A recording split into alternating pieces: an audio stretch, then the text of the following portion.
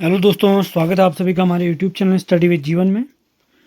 Finally UK PSC ने आज lower PCS भर्ती परीक्षा का नोटिफिकेशन जारी कर दिया है टोटल 113 पदों के लिए।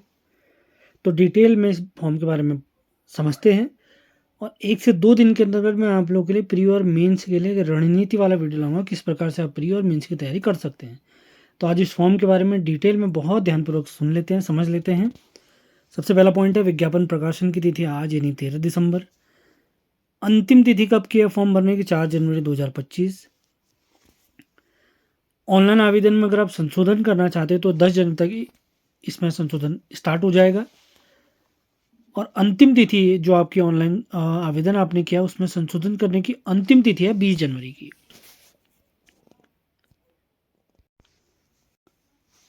कुल पद इस बार जो लोअर पीसीएस में जारी हुए उनकी संख्या 113 है। सबसे पहला सबसे बड़ा पद इसमें है नायब तहसीलदार का पद, जिसके अंतर्गत टोटल 36 पद हैं। अब अलग अलग वर्गों में आप देख सकते हैं, कुल पद मैंने आपको बता दिए हैं। उसके बाद अगला जो पद है इसमें उप कार्यपाल का है गृह विभाग के अंतर्गत, जिसके अंतर्गत 14 पद हैं। इसके बाद आता है पूर्ति निरीक्षक यानी सप्लाई इंस्पेक्टर, इसके टोटल 36 पद हैं। अगला पद जो इसमें शामिल है लोअर पीसीएस के अंतर्गत वो है विपणन निरीक्षक, इसके अंतर्गत कुल 6 पोस्ट हैं। उसके बाद श्रम परिवर्तन अधिकारी के अंतर्गत कुल 5 पद इसके अंतर्गत जारी किए गए हैं। आबकारी निरीक्षक के अंतर्गत हैं टोटल 5 पद। ज्येष्ठ गन्ना विकास निरीक्षक के अंतर्गत हैं 2 पद। गन्ना विकास निरीक्षक के अंतर्गत हैं 6। खांडसारी निरीक्षक के अंतर्गत हैं टोटल 3 पद। कुल मिलाकर पदों की संख्या है 113। अब देख लेते हैं अर्हता इसमें क्या क्या मांगी गई है अलग अलग पदों में। सबसे पहला नायब तहसीलदार, पदों की संख्या है 36। पद का स्वरूप है समूह ग। वेतनमान आप देख सकते हैं। शैक्षिक अर्हता इसमें मांगी गई है किसी विश्वविद्यालय से स्नातक उपाधि सरकार द्वारा उसके समकक्ष मान्यता प्राप्त कोई शैक्षिक अर्हता। अधिमान्य अर्हता क्या होती है? माना अगर 2 बच्चों के सेम अगर मार्क्स हो जाते हैं तो उसमें अधिमान्य अर्हता पर जिसके पास अधिमान्य अर्हता होंगी उसको प्रेफरेंस दी जाएगी। इसमें प्रादेशिक सेना में कम से कम 2 वर्ष तक की वर्ष तक आपने सेवा दी हो, या एनसीसी का बी प्रमाण पत्र हो, बी लेवल का प्रमाण पत्र आपके पास हो। अगला पद इसमें उप कार्यपाल का टोटल 14 पद है। समूह ग का ही पद है। शैक्षिक अर्हता इसमें भी वही है, विश्वविद्यालय से स्नातक की आपके पास उपाधि हो। उसके अलावा देवनागरी लिपि में हिंदी का कार्यकारी ज्ञान हो। अधिमान्य अर्हता इसमें भी सेम है, प्रादेशिक सेना में आपने 2 वर्ष तक की न्यूनतम अवधि तक सेवा दी हो और एनसीसी का बी सर्टिफिकेट आपके पास हो, बीएससी। अगला देखते हैं पूर्ति निरीक्षक, इसके भी टोटल 36 पद हैं। समूह ग का ये पद है। अर्हता आप इसमें सेम देख सकते हैं, स्नातक की उपाधि होनी चाहिए। अधिमान्य अर्हता भी आप देख सकते हैं, प्रादेशिक सेना में 2 वर्ष तक की सेवा इसमें भी हो, या एनसीसी का बीएससी सर्टिफिकेट आपके पास हो। विपणन निरीक्षक के टोटल 6 पद हैं, ये भी समूह ग का पद है। शैक्षिक अर्हता इसमें भी स्नातक की मांगी गई है। अधिमान्य अर्हता ऊपर के पदों की तरह ही समान है इसमें। उसके बाद अगला पद देखते हैं श्रम परिवर्तन अधिकारी, इसमें 5 पद हैं। समूह ग का ये पद है, इसमें भी स्नातक की उपाधि मांगी गई है। आबकारी निरीक्षक में कुछ अलग आपको योग्यताएं मांगी गई हैं, तो इस पर ध्यान देंगे आप लोग। टोटल पदों की संख्या है 5। पद है हमारा समूह ग का। वेतनमान आप देख सकते हैं।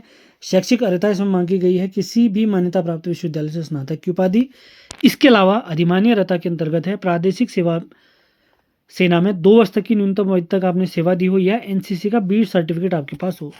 इसके अलावा शारीरिक अर्हताएं भी इसमें मांगी गई हैं। ऊंचाई इसमें सामान्य अन्य वर्ग के लिए सामान्य के अंतर्गत 167.6 और महिलाओं में है 152। अनुसूचित जाति के लिए 160, महिलाओं में 147। पर्वतीय क्षेत्र के अभ्यर्थियों के लिए इसमें हाइट मांगी गई 162.6 और महिलाओं के लिए मांगी गई 147। छाती की बात करें तो केवल पुरुष अभ्यर्थियों के लिए इसमें है सामान्य के लिए 78.8, फुला की कितनी है 83.8, अनुसूचित जाति और पर्वतीय क्षेत्र के लिए 76.3 और फुलाकर है 81.3 यानी 5 सेंटीमीटर का फुलाव आवश्यक है। वजन की बात करें तो न्यूनतम वजन महिलाओं के लिए है 45 किलोग्राम। उसके बाद अगला पद आता है ज्येष्ठ गन्ना निरीक्षक, इसमें 2 पद हैं। वेतनमान हम इसमें भी देख सकते हैं। गन्ना विकास निरीक्षक के 6 पद। अगला पद आता है इसमें खांडसारी निरीक्षक, जिसके अंतर्गत है 3 पद। आयु की न्यूनतम आयु की अगर इसमें बात में करता हूं तो इसमें न्यूनतम आयु है 21 वर्ष से अधिकतम 42 वर्ष। आयु की गणना 1 जुलाई 2024 से की जाएगी, ये ध्यान देंगे आप लोग। अधिकतम आयु में छूट इत्यादि के लिए शासनादेश इत्यादि हम जानते हैं, वो तो हमें पता ही है। 5 वर्ष तक का आप लोग को छूट इसमें दी जाती है।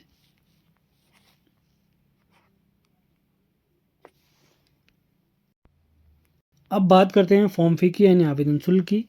अनारक्षित के लिए 172.3, EWS के लिए भी 172.3, अन्य पिछड़ा वर्ग के लिए 172.30,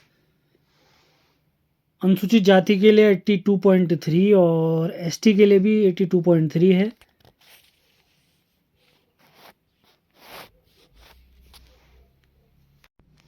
अब देते हैं एग्ज़ाम सेंटर प्री एग्ज़ाम के लिए। तो सिटी कोड यहाँ पर देखें, आपकी जो सिटी आप उसका कोड इसमें फिल कर सकते हैं। अब परीक्षा का कार्यक्रम देख लेते हैं, इसमें परीक्षा किस प्रकार से होने वाली है। तो सबसे पहले इसमें देखते हैं प्रारंभिक एक परीक्षा होगी जिसमें सामान्य अध्ययन यानी GS करंट अफेयर इत्यादि के सवाल होंगे, 100 अंक की ये रहेंगे और 50 अंकों का रहेगा रीजनिंग। दूसरे लेवल पर प्री क्लियर करने के बाद मेंस की परीक्षा होगी, लिखित परीक्षा होगी और इसके बाद होता है व्यक्तिगत परीक्षा जिसे हम साक्षात्कार कहते हैं। इस बार साक्षात्कार भी इसमें ऐड है, मुख्य परीक्षा भी है। मुख्य परीक्षा में थोड़ा बहुत चेंज हुआ, उसको देख लेंगे। प्रारंभिक परीक्षा हम देख चुके हैं, यहाँ पर क्या है, अधिकतम 150 अंक, 2 घंटे की परीक्षा होगी, प्रश्न भी कितने होंगे, 150 होंगे। अब देखते हैं मेंस की परीक्षा। मेंस परीक्षा में यहाँ पर इस बार चेंज किया गया, उसी को देख लेते हैं कि मेंस परीक्षा में क्या चेंज हुआ है। तो मुख्य परीक्षा में है प्रथम सत्र, जो प्रथम प्रश्न पत्र होगा सामान्य हिंदी का होगा, 100 अंकों का, 2 घंटे का इसमें समय दिया जाएगा, प्रश्नों की संख्या होगी 6। द्वितीय प्रश्न पत्र होगा निबंध का, 100 अंकों का, समय 2 घंटे और इसमें 2 निबंध लिखने होंगे। तीसरा प्रश्न पत्र होगा सामान्य अध्ययन प्रथम, 200 अंक इसके अधिकतम है, 3 घंटे का समय इसमें दिया जाएगा और 20 प्रश्न इसमें होंगे जिसमें हमने लिखना होगा। चौथा पेपर भी होगा सामान्य अध्ययन, ये भी 200 अंकों का होगा, 3 घंटे का इसमें समय होगा, 20 प्रश्न इसमें दिए होंगे। टोटल जो मेंस की परीक्षा होगी वो 600 अंकों की होगी। और इसमें एक इम्पॉर्टेंट पॉइंट आप याद रखेंगे, भाषा सामान्य हिंदी के प्रश्न पत्र में न्यूनतम 35% अंक लाना अनिवार्य है, अन्यथा फेल माने जाएंगे। और जो इंटरव्यू यानी व्यक्तिगत साक्षात्कार है वो है 75 मार्क्स का।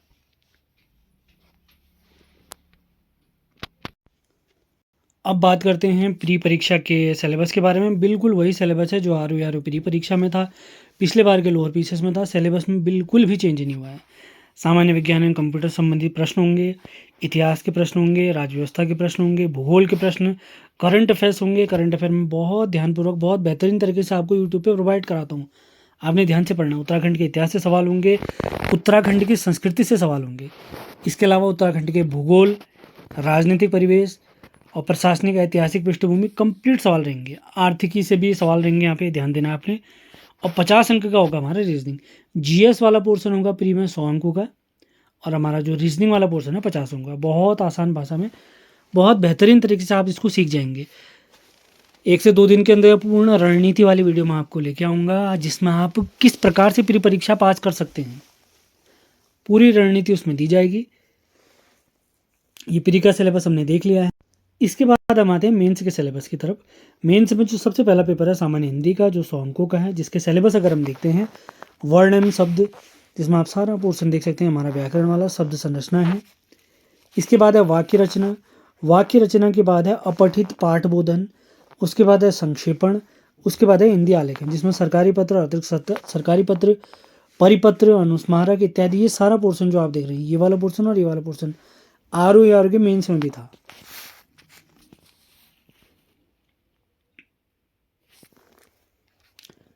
अंग्रेजी गद्यांश का हिंदी अनुवाद और हिंदी गद्यांश का अंग्रेजी अनुवाद, ये नया टॉपिक इसमें है, ये RO में नहीं था, ये ध्यान देंगे आप लोग। 10-10 अंक यानी 20 अंकों का होगा पूरा पोर्शन। इसके बाद निबंध का पोर्शन आता है। हमेशा सिलेबस सेम रहता है, टॉपिक बिल्कुल सेम रहते हैं, अलग अलग तरीके से पूछ लिया जाता है इसमें। तो RO के मेंस में भी सेम सिलेबस था निबंध के अंतर्गत। इसके बाद आता है सामान्य अध्ययन, 200 अंकों का जो पेपर है, उसका पहला प्रश्न पत्र, जिसमें भारत का इतिहास, कला, संस्कृति और समाज से रिलेटेड टॉपिक रहेंगे। कंप्लीट इतिहास आप देख सकते हैं इसमें। उत्तराखंड का इतिहास, कला एवं संस्कृति एवं समाज से रिलेटेड टॉपिक रहेंगे। भारतीय संविधान के सभी टॉपिक रहेंगे इसमें, आप देख सकते हैं सारे टॉपिक यहाँ पे दिए गए हैं। इसके अलावा उत्तराखंड की राजनीतिक एवं प्रशासनिक व्यवस्था भी इसमें रहेगी। उसके बाद है सामान्य विज्ञान, प्रौद्योगिकी एवं पर्यावरण वाला टॉपिक, इससे रिलेटेड भी सवाल रहेंगे। मानवीय मूल्य जिसको एथिक्स वाला पोर्शन कहते हैं वो भी इसमें रहेगा। इसके बाद है सामान्य अध्ययन प्रश्न पत्र पेपर और जो है हमारा 2, ये भी 3 घंटे का 200 अंकों की परीक्षा होगी। भारतीय अर्थव्यवस्था के सभी टॉपिक इसमें रहेंगे। उत्तराखंड की अर्थव्यवस्था भी रहेगी। इसके बाद हम देखते हैं भारत का भूगोल और जनसांख्यिकी। उसके बाद रहेगा उत्तराखंड का भूगोल और आपदा प्रबंधन।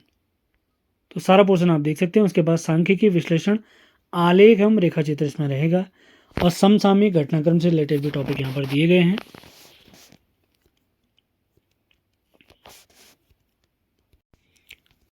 उम्मीद है जो चीज़ें हमने बताई हैं आपको आसानी से समझ में आ गई होंगी। सभी के लिए बहुत अच्छी खुशखबरी है। जो आर के मेंस में अच्छा प्रदर्शन नहीं कर पाए थे उन लोग के लिए बिल्कुल गोल्डन चांस है। तो आप लोग लग जाइए। प्री की परीक्षा आपकी मई माह में होने वाली है। मेन से मान के चलिए 5 से 6 माह, यानी मेंस इसका 2025 में ही हो जाएगा जहाँ तक मुझे उम्मीद है।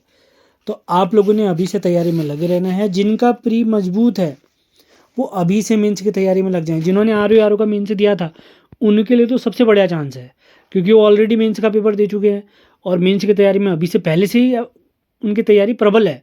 तो वो और अच्छा प्रयास कर सकते हैं और अच्छा मेहनत कर सकते हैं। तो सभी को बहुत बहुत बधाई।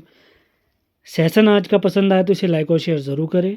एक रणनीति वाली वीडियो में आप लोग के लिए ज़रूर लाऊंगा जिसमें लोअर पीसीएस प्री आप कैसे क्लियर करेंगे वो पूरी डिटेल जानकारी उसमें दी जाएगी। तो मिलते हैं अगले वीडियो में। धन्यवाद।